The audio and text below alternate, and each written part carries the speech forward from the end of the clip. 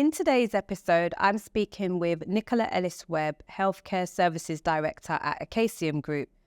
This is a great conversation because Nicola has had such a varied career, and a lot of the time when I am speaking with colleagues who are aspiring to move into senior roles and want to progress their careers into senior leadership, we talk a lot about breadth of experience. We talk about colleagues, clinical colleagues and colleagues in clinical roles wanting to move into more senior roles that may not be part of their clinical portfolio and how to make that transition. Listening to Nicola and how she completely transitioned both at the start of her healthcare career and then again in the middle of it into where she is now. We also hear from Nicola about what it's like to be the most senior ethnically diverse leader in her organisation in the UK HQ element of it, and what she sees should be prioritised for us to see more diverse pipelines and, more importantly, more colleagues from ethnically diverse backgrounds, particularly Black women, progressing into senior leadership roles. I hope you'll enjoy the conversation, and Nicola really hits us with some great takeaway gems that I think we can all learn and use from in our leadership and career journeys. Nicola, hi. It's so good to have you on today. And I know that I always say this, we had a conversation before we pressed record, which is true, but I know lots about you. But welcome to Bravery in the Boardroom. It'd be really good for you to kick off with telling us a little bit about you and your role. First of all, thank you very much, Monique, for inviting me. I'm actually very excited to have this conversation with you. So I'm Nicola. I am the Healthcare Services Director for Acacium Group. That's kind of the title. But at my core, I am highly entrepreneurial. I am a wife. I am a mother. I am what some people call a vivid dreamer. And so I'm always that person who's the visionary with the big ideas, and I'm highly strategic, and healthcare is my passion.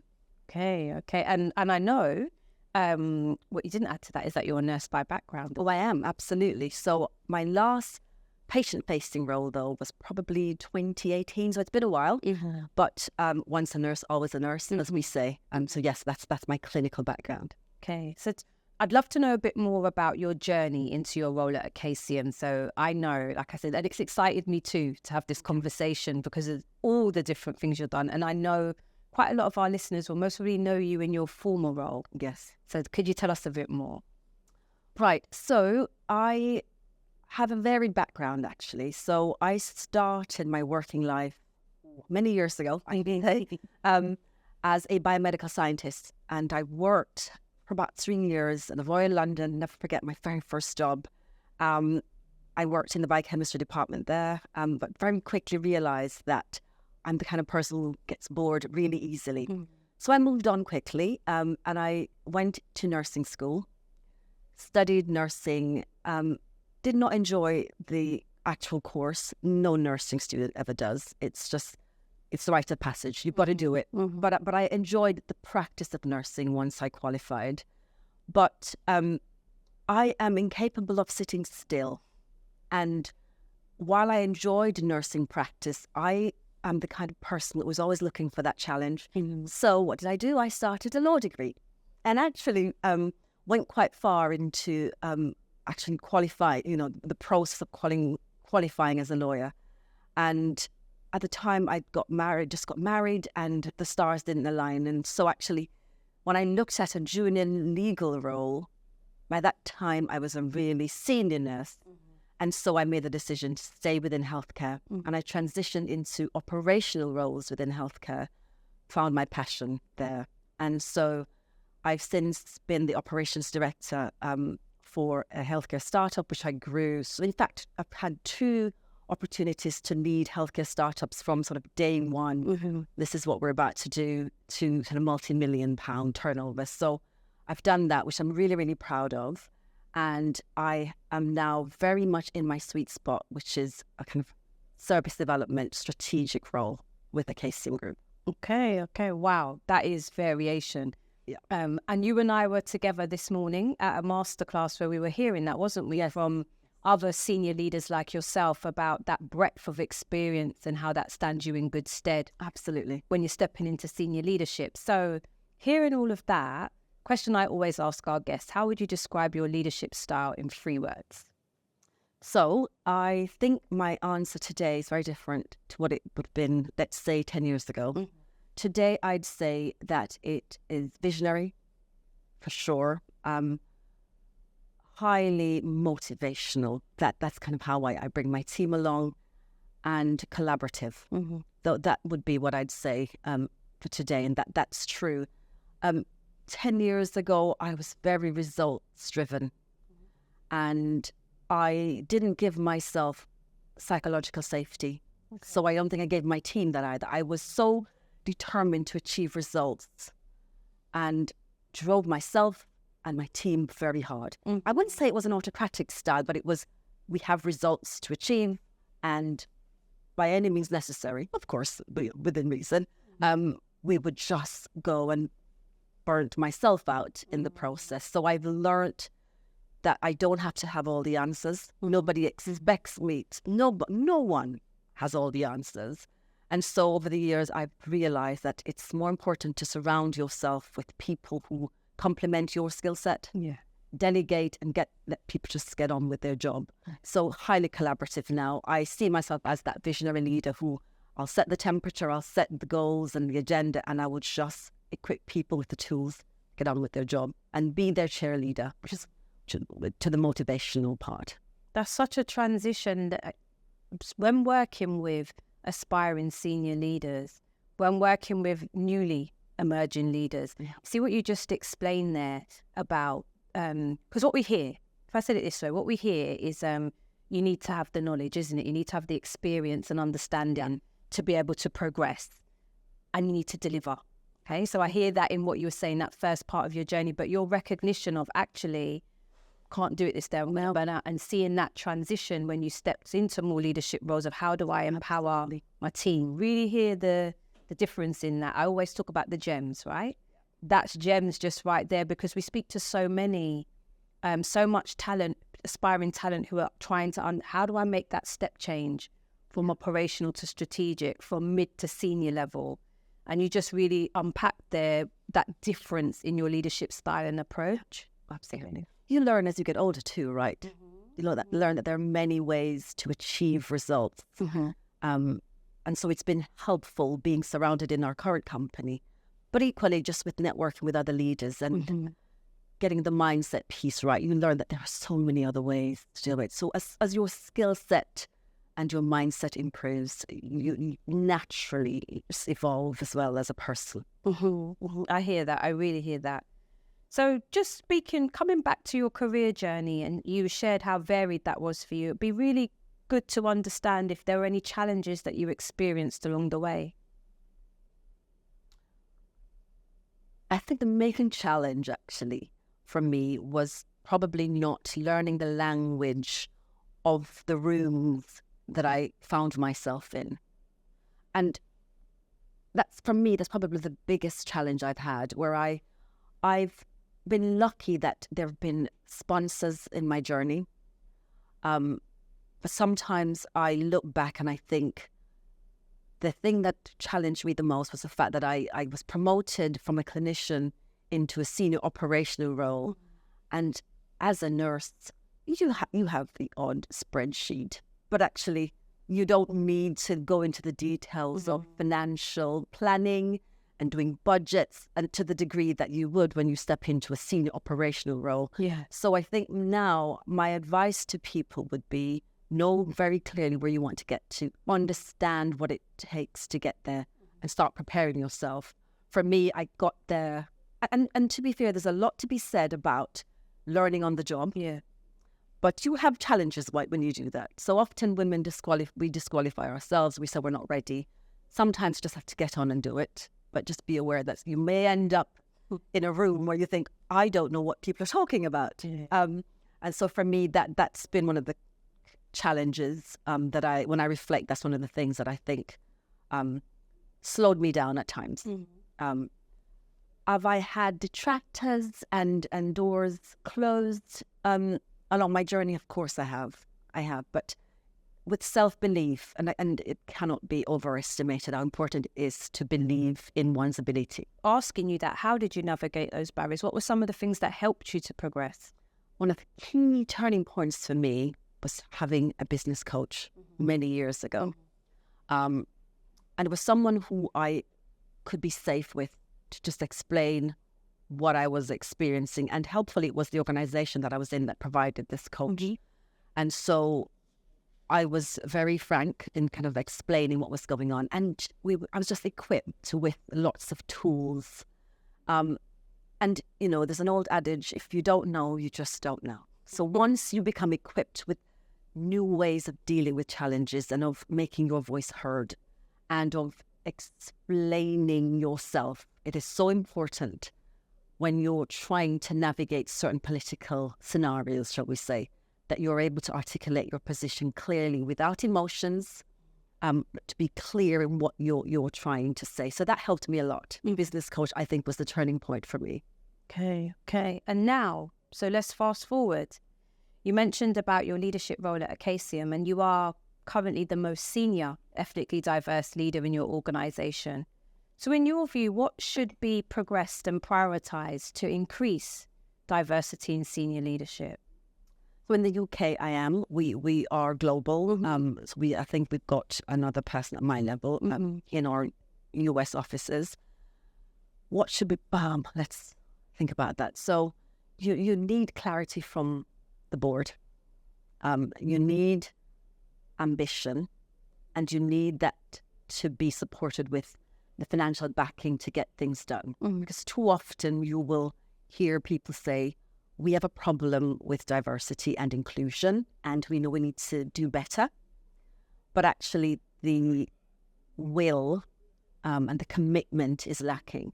So I think for those companies who are truly serious about making a difference, you've got to ring fence funds to solve the issue, because it's going to take effort, right? And not every organization has the infrastructure or the experts within it to help make the changes. And often it does require some financial investment to make those changes. So I would say it definitely needs executive sponsorship and organizational commitment to improving the landscape. And it's not just about race, but across all D&I groups, right? But there is a particular intersection for me as a Black woman. I'm passionate about seeing more Black women in senior leadership roles. And so there is a whole piece that I think that we probably don't have time to go into today, but I think that needs specific focus to get more women and more Black women into more senior roles. Because I think personally for me, when I sit in a room with my very varied background, I've started to appreciate just how valuable my voice is because of that background. And I think the more we start to really appreciate the fact that difference is a good thing for companies, then, I mean, the data doesn't lie, right? More diverse companies are more successful. But as I said, particular interest for me is seeing more women of color into senior leadership roles. And this is going to take will and ambition. I think you make such an important point there, and it is fact, you know, that the more diverse companies that represent who they are serving, clients, patients, communities, service users, whichever language you want to use about who you serve.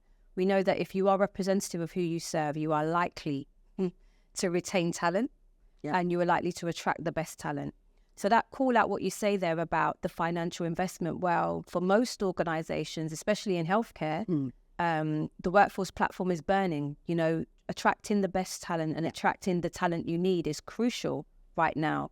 Understanding that your talent will come in different packages and that response to, well, we can't find them. The talent is there.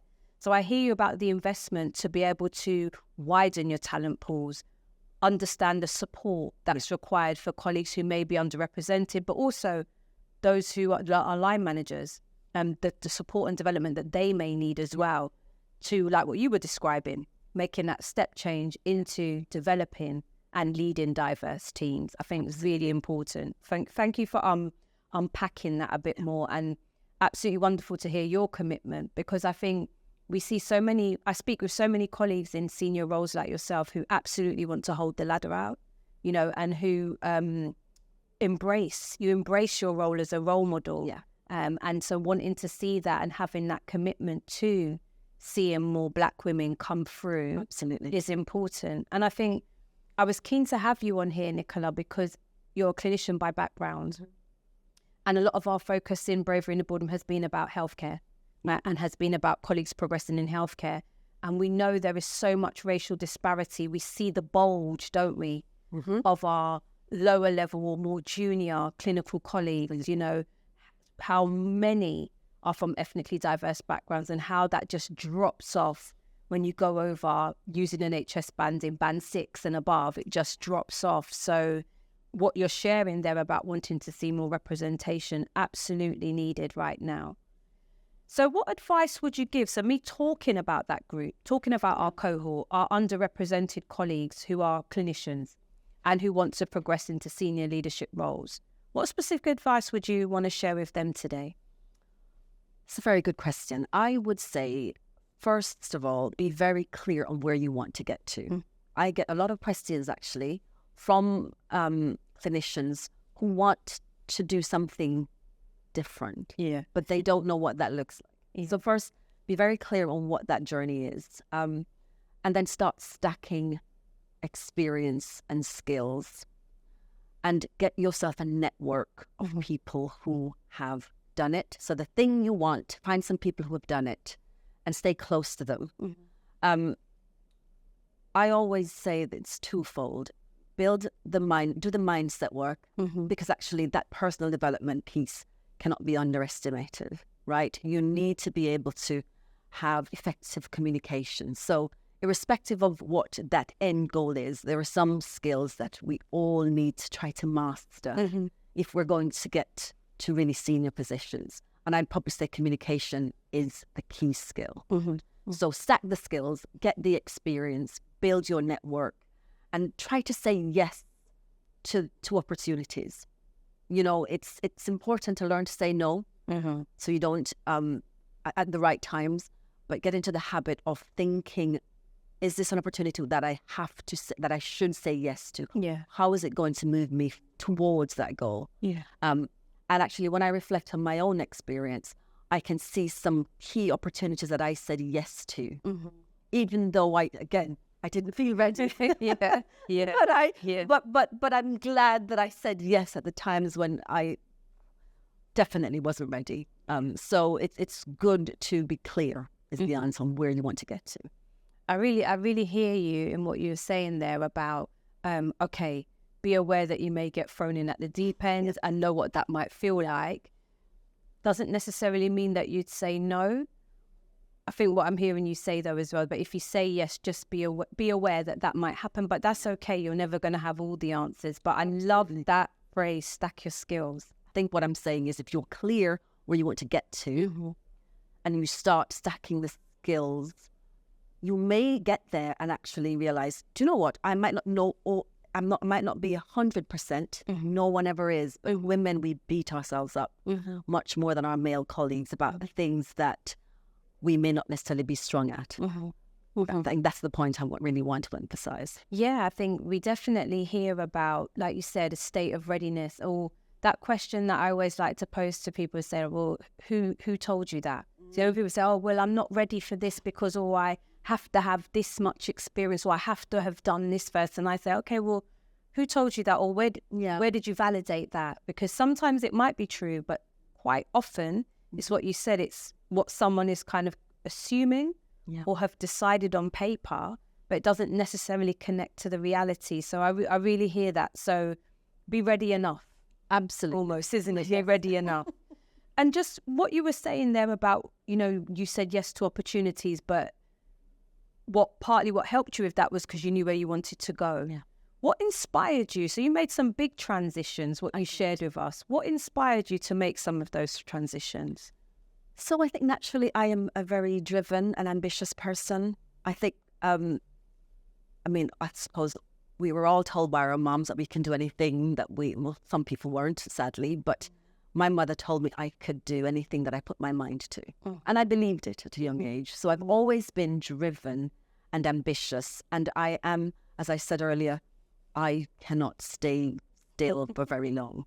So I'm always looking for that next challenge and something that stretches me. Just a side note, when I see people's careers that have spanned, say, 20 years in the same role, in the same company, I feel like I want to study those people. I'm fascinated. So what inspired me is always being ambitious and striving to improve and to challenge myself. That's my natural tendency.